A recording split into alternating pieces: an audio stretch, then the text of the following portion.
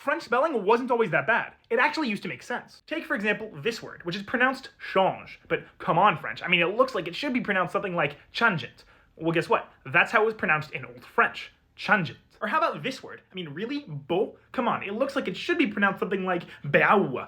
Well, guess what? That's how it used to be pronounced in Old French. Beau. In fact, if you take a simple modern French sentence and just pronounce it phonetically, it's typically not too far off from the Old French pronunciation. I mean, take for example the sentence, they drink milk. In modern French, that's ils boivent du lait. But in Old French, it's ils boivent del laitje.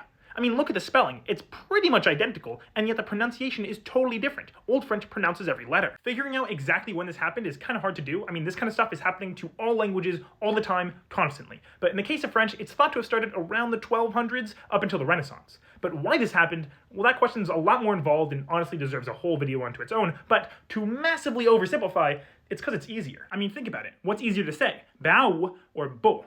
And before you say, oh, French speakers are just lazy, not so fast, because this exact process happens all the time, constantly, throughout history, to every single language. The only difference is that when most languages start pronouncing things differently, they respell their language accordingly, but French typically doesn't.